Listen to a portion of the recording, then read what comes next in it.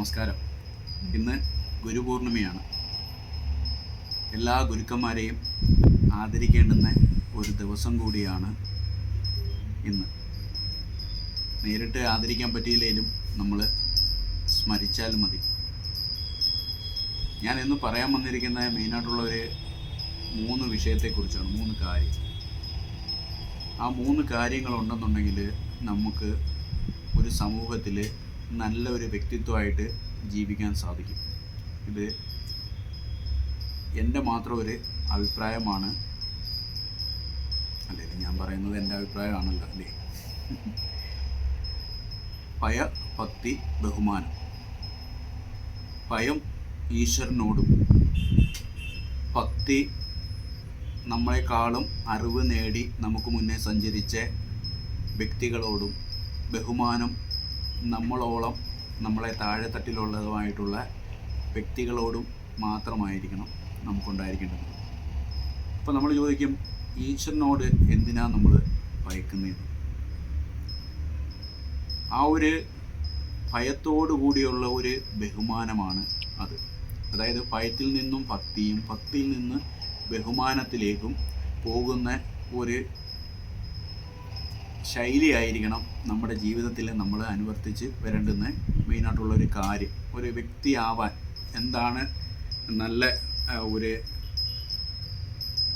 കാര്യമെന്ന് ചോദിച്ചു കഴിഞ്ഞാൽ എനിക്ക് പറയാൻ പറ്റുന്ന ഈ 3 വിഷയത്തെക്കുറിച്ചാണ്. നല്ലൊരു ഭയഭക്തി ബഹുമാനം ഉണ്ടോ, നീ നല്ല ഒരു വ്യക്തിയായി മാറിയിരിക്കുന്നതിനൊക്കെ ജീവിതത്തിൽ നല്ല വിജയങ്ങളുണ്ടാവും. അപ്പം എന്തിനാണ് ദൈവത്തിനോട് ഭയക്കുന്നതെന്ന് ചോദിച്ചു കഴിഞ്ഞാൽ, നമ്മൾ ഇപ്പോൾ നമ്മൾ ജീവിച്ചു കൊണ്ടിരിക്കുന്ന ആരുടെയോ ഒരു അദൃശ്യമായ ഒരു ശക്തി നിമിത്തമാണ് എന്ന് വിശ്വസിക്കുന്ന ഒരു വ്യക്തിയാണ് ഞാൻ. അതാണ് അതിൻ്റെ യഥാർത്ഥ സത്യവും. ഈശ്വരൻ ഇല്ല, അങ്ങനെ ഒരു ശക്തി ഇല്ല എന്ന് പറയുന്നവർ പറയട്ടെ. പക്ഷേ അതനുഭവിച്ചറിയുന്ന ആളുകൾക്ക് അതിനെക്കുറിച്ച് കൂടുതൽ മനസ്സിലാവും. അപ്പം ആ ഒരു വ്യക്തിയുടെ ഒരു നല്ലതാണ്, ഇന്ന വഴി കൂടെ നീ സഞ്ചരിച്ചു കഴിഞ്ഞാൽ നിനക്ക് നല്ലതേ ഉണ്ടാകത്തുള്ളൂ എന്ന് നമുക്ക് ഒരു മാർഗനിർദ്ദേശം നൽകുന്ന ആ ഒരു വ്യക്തിയോടുള്ള ആ ഒരു പാതയിൽ നിന്നും വ്യതിചലിച്ചു കഴിഞ്ഞാൽ നമുക്ക് അയ്യോ അത് തെറ്റായി പോയോ എന്ന് നമ്മുടെ മനസ്സിനകത്ത് തോന്നുന്ന ആ ഒരു ഭയമുണ്ട് ചില കാര്യങ്ങളിൽ. ആ ഒരു ഭയം ആണ് നമ്മൾ ഈശ്വരനോട് വേണ്ടത്. ആ ഭയത്തോടു കൂടിയുള്ള ഒരു ഭക്തി. പിന്നെ എപ്പോഴും നമുക്ക് ഭക്തി എന്ന് പറയുന്നു കഴിഞ്ഞാൽ നമുക്ക് അറിവ് പകർന്നു നൽകുന്ന ആളുകളോട് നമ്മളെപ്പോഴും ഭക്തി ഉള്ളവരായിരിക്കണം. ആദരവോടുകൂടി വേണം അവരുടെ അടുത്ത് നമ്മൾ സമീപിക്കുവാനും എല്ലാം. അവർക്ക് നമ്മളെക്കാളും അറിവുണ്ട്, നമ്മളെക്കാളും കഴിവുണ്ട്. ഈ രീതിയിലെല്ലാം നമ്മുടെ അച്ഛനാവാം, അമ്മയാവാം, ജ്യേഷ്ഠനാവാം. ചിലപ്പോൾ ഒരു ചെറിയൊരു കുഞ്ഞ് ചിലപ്പോൾ നമുക്ക് ചില കാര്യങ്ങൾ ഉപദേശിച്ച് തരും, ഇല്ലേ? അവൻ്റെ ഒരു ജീവിത ശൈലിയിലൂടെ ചില പാഠങ്ങൾ നമ്മളെ പഠിപ്പിക്കും.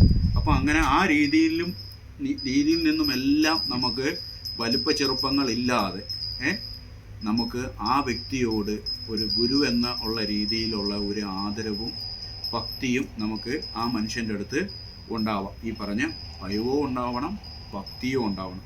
പിന്നെയോ 3-മതായി പറയുന്നത് ബഹുമാനം. ബഹുമാനം എപ്പോഴും നമുക്ക് കിട്ടുന്നത് എവിടെ നിന്നാണെന്ന് അറിയാമോ?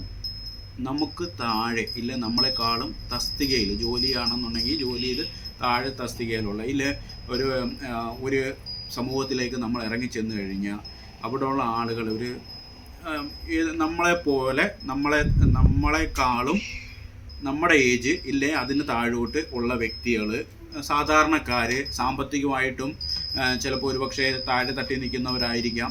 അത്തരമുള്ള ആളുകളുടെ അടുത്ത് നമ്മൾ ജാടയൊന്നും കാണിക്കാതെ അവരുടെ അടുത്ത് നല്ല ബഹുമാനത്തോടു കൂടി അവരുടെ ഒരു സ്ഥാനത്തെ ബഹുമാനിച്ച് നമ്മൾ നിന്ന് കഴിഞ്ഞാൽ അവരിൽ നിന്നും നമുക്ക് നല്ല രീതി ബഹുമാനം കിട്ടും. അപ്പം ഈ 3 കാര്യങ്ങളും ഫോളോ ചെയ്ത് കഴിഞ്ഞാൽ നമുക്ക് ബഹുമാനം കിട്ടുന്ന ഒരു നല്ല വ്യക്തിയായി ഈ സമൂഹത്തിൽ ജീവിക്കാൻ പറ്റുന്ന മെയിനായിട്ടുള്ള 3 കാര്യങ്ങളെക്കുറിച്ചാണ് ഞാൻ പറഞ്ഞു തന്നിരിക്കുന്നത്. അപ്പം ഭയവും ഭക്തിയും ബഹുമാനവും ഇതിങ്ങനെ ഇടകലർന്ന് കിടക്കുന്ന ഒരു വസ്തുതയാണ്.